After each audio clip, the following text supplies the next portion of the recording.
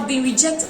What am I saying? I get rejected every day in my business. Every single day in my business. Not everybody I prospect to buys from me. I get all the I'll get back to you.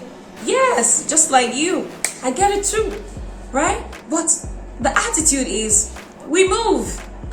We move. The fact that you were told I'll get back to you today or I'm not interested today does not mean they will not be interested tomorrow or they won't buy from you tomorrow.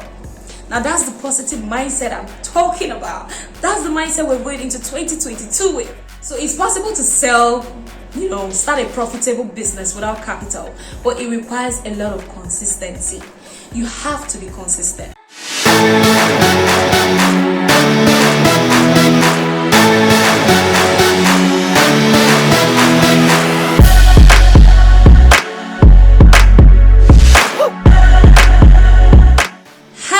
People, you're welcome back to this week's edition of Business Nugget Wednesdays with Jadine. I'm super elated to have you back on this week's edition, and today's edition is going to be very interesting. You know why? We are going to be debunking some myths. We're going to be shattering some tables. Yes. So if you've been sitting down on some of these tables, get ready to jump out of these tables before 2022. I tell you this, right? So let's get straight into this. Right, so there is this misconception a lot of us have that we need capital to start a profitable fabric business or to start any business at all. You need capital in this jet age. So I saw a video, in fact a couple of videos where this argument was going on, and I was amazed, right? You know why? This is because I run a profitable fabric business currently where Jadine, of course you all know. If you don't know, please, I run a fabric business, very profitable one at that. It's 2 years old now, and you know what? I started that business without capital. Yes, I did. So when I hear a lot of people say, no, you need capital, you need to have a physical store, you need to have it put together, you need to have that lump sum capital before you start that profitable business.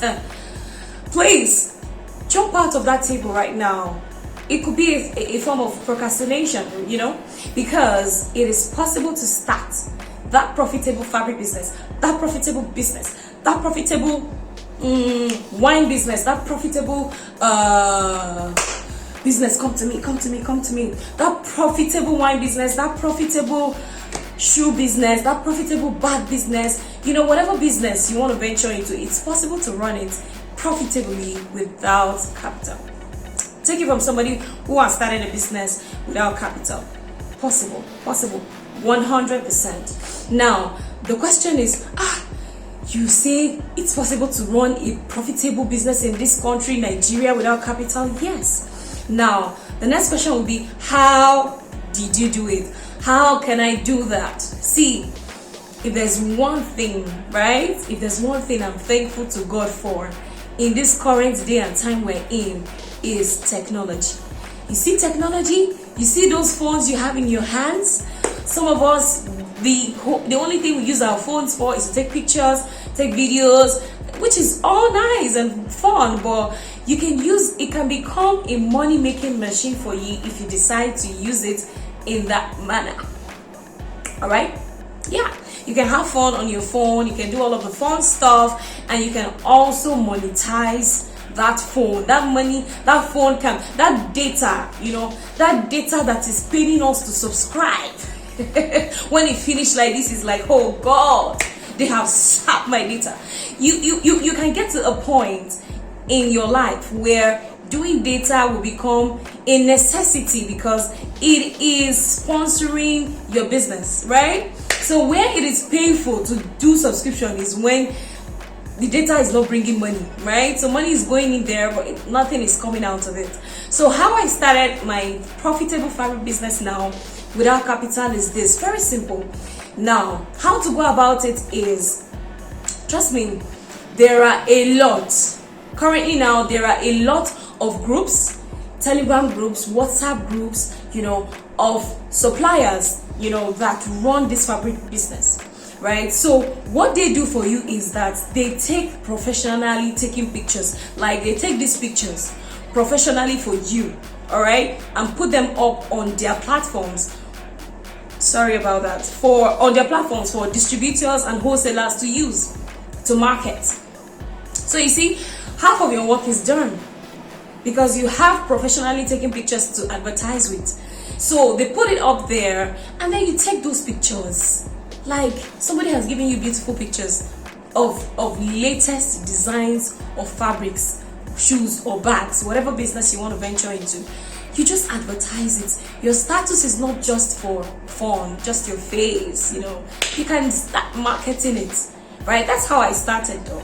So I took those beautiful pictures and I just kept uploading them on my statuses, my Facebook, you know, every platform that I'm on actively. I started marketing it there frequently, right? You know, put them up there. Some of the suppliers are even very, very generous enough to do videos of the fabrics, bulk fabrics that you can also use to advertise and just put it out there on your social media platforms, right? They do this because if they sell, it's a win-win situation. If they're able to help you market and bring customers, they are also building their own network. You know what I'm saying? So you can advertise. But I've had a lot of mentees that say, oh, hey, where do I start from? Hey, who will buy from me? Hey, God, I just have 20-something people on my WhatsApp contact list. Hey, oh my goodness. You know, a lot of questions. It's normal. It's very normal because I was there. I had a lot of questions in my head. What will people say? Who will even buy from me? A lot of people are doing the business. This particular one. This particular table, a lot of us are sitting down there. You know, they say a lot of people are doing the business, the market is saturated. Like, I don't understand. The truth about it is that business you're delaying on starting, a lot of people are going to be starting their business every day and they're going to be selling to people. They're going to be selling to people. As much as, yes, the market you want to venture into is saturated, trust me, it can never be too saturated to meet the demand of the population. There's a lot of demand out there.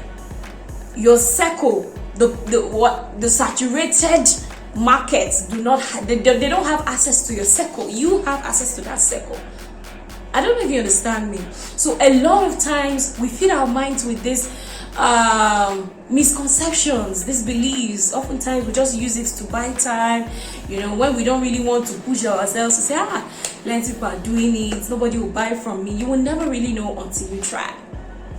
So you know what, I started to advertise. I had those issues. I had to fight it deeply within me. I had to fight disbelief. I had to fight, oh God, a lot of people are doing it, so my neighbor is doing it, so Mama Emeka is doing, is selling fabrics.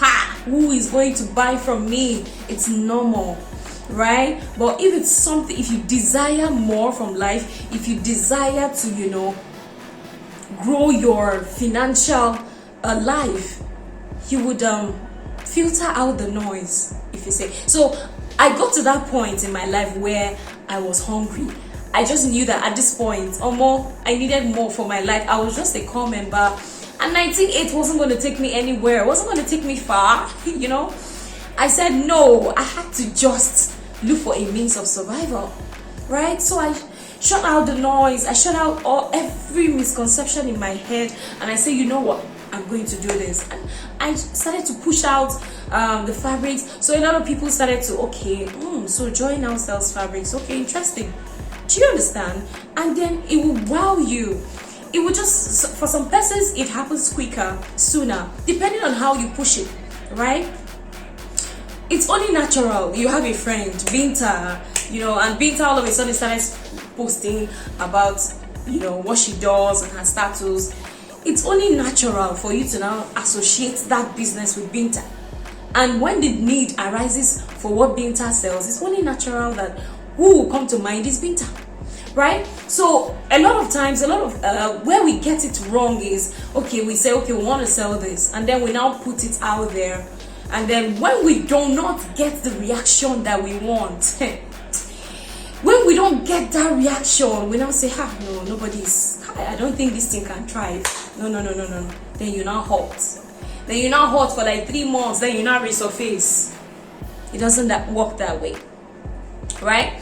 So it's possible to sell, start a profitable business without capital, but it requires a lot of consistency. You have to be consistent. We have to know that this is what you do, right? So a lot of times we confuse our customers, we confuse our influence. Today we're posting fabrics, tomorrow somebody will just tell you that the in team now is selling of shoes and bags.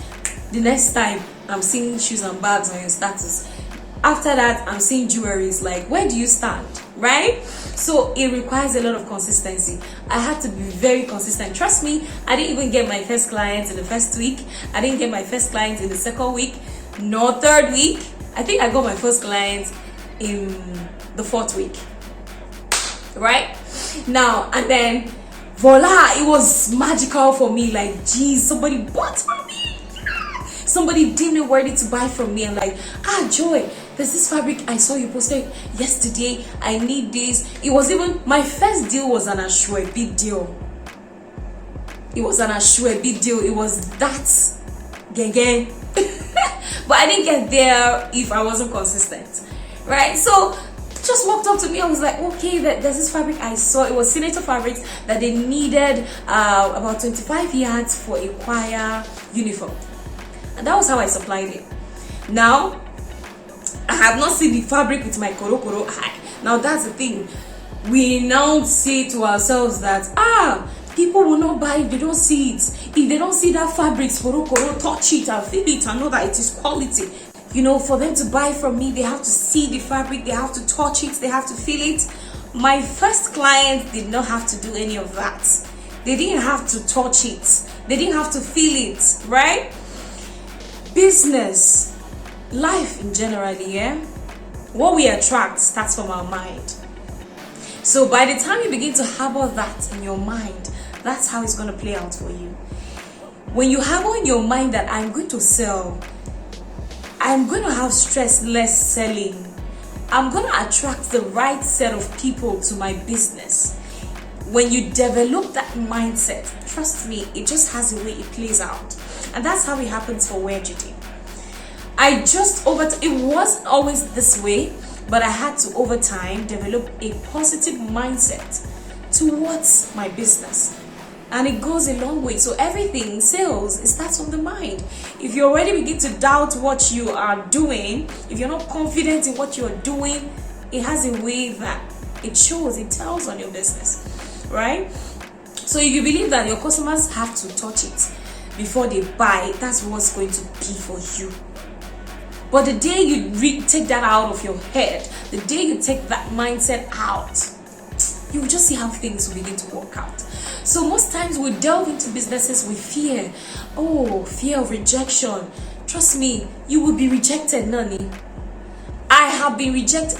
What am I saying? I get rejected every day in my business. Every single day in my business. Not everybody I prospect to buys from me. I get all I'll get back to you. Yes, just like you. I get it too, right? But the attitude is, we move. We move. The fact that you were told, I'll get back to you today, or I'm not interested today, does not mean they will not be interested tomorrow, or they won't buy from you tomorrow. Now that's the positive mindset I'm talking about. That's the mindset we're going into 2022 with. You know what I'm saying? Now the energy is 100 because it has worked for me. I've seen this is not magic, it's not juju. These are simple strategies you can apply that can transform your business.